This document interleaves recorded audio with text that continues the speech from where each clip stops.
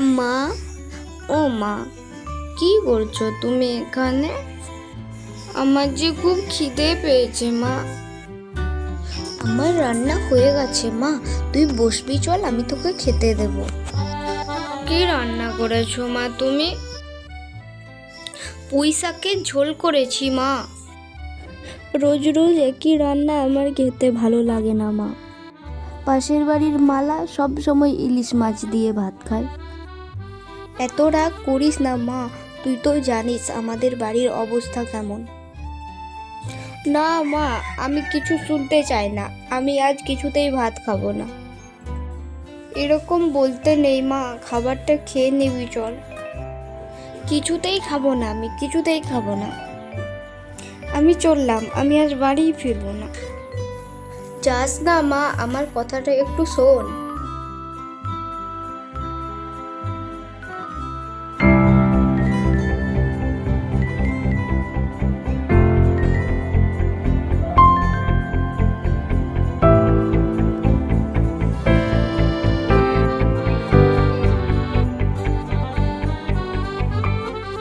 মনটা খুবই খারাপ হয়ে গেল।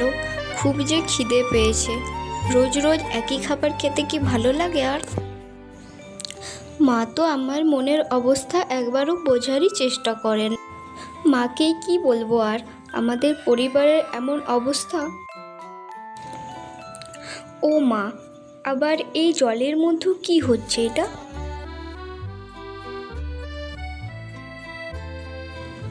কে তুমি?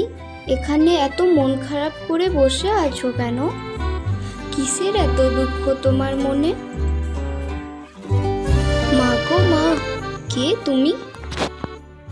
আমার তো খুব ভয় করছে তোমাকে দেখে। ভয় পেও না, আমি জলপরি। আমি তোমার কোনো ক্ষতি করব না। তোমার কি অসুবিধা হয়েছে বলো আমাকে, আমি তোমাকে কোনো সাহায্য করতে পারি। পরীদের কথা আমি গল্পে অনেক শুনেছিলাম, এই প্রথমবার আমি নিজের চোখে দেখছি। আমাদের বাড়িতে রোজ বৈশাখের ঝোল হয়, এই জন্য আমি ভাত খেতে পারিনি। আমার বাড়ির অবস্থা খুব একটা ভালো না। আমার ইলিশ মাছ দিয়ে ভাত খাওয়ার ইচ্ছা হচ্ছে। ও, এই ব্যাপারের জন্য এত মন খারাপ করে আছো তুমি? আমি তোমাকে এই ঝুড়িটি দিচ্ছি। এই ঝুড়ি থেকে তুমি যখন যা চাইবে তাই খাবার পাবে। সুস্বাদু মাছ।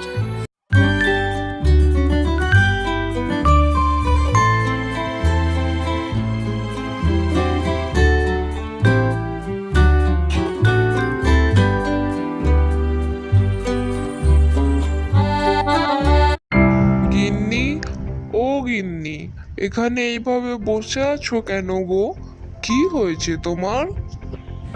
আর বলো না, আমাদের মেয়ে বাড়ি ছেড়ে চলে গেছে পুঁই শাকের ঝোল হয়েছে বলে। এ কি বলছো তুমি? ও রাগ করে বাড়ি ছেড়ে চলে গেছে পুঁই শাকের ঝোল দিয়ে ভাত খাবে না বলে? হ্যাঁ গো, আমি ওকে অনেক বোঝানোর চেষ্টা করলাম, কিন্তু ও আমার কোনো কথাই শুনলো না।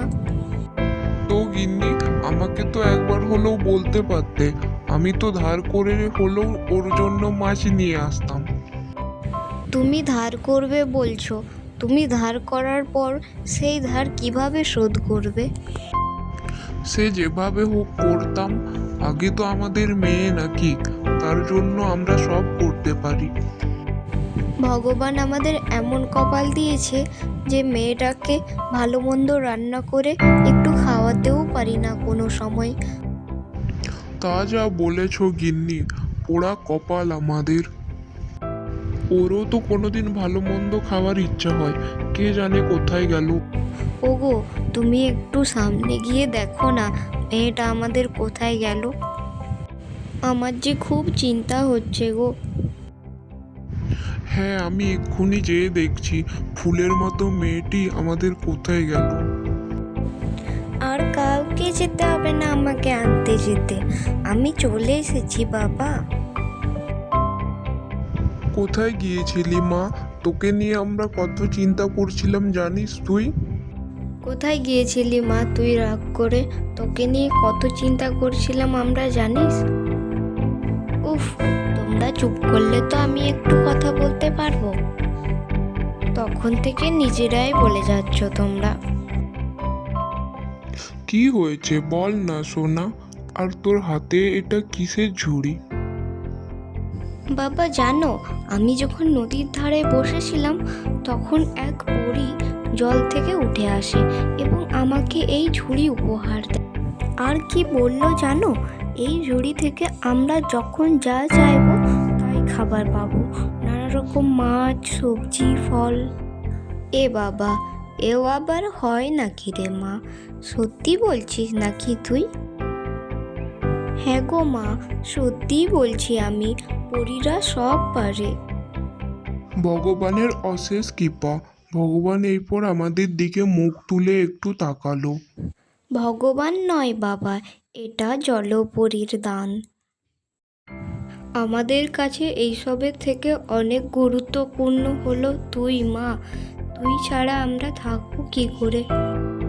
হ্যাঁ রে মা, তুই যে আমাদের এইভাবে না বলে বাড়ি ছেড়ে চলে গেলি, তোর যদি কিছু হয়ে যেত আমরা কিভাবে থাকতাম? ভুল হয়ে গেছে বাবা মা আমার। আমি আর কখনো তোমাদের এইভাবে না বলে কোথাও যাব না।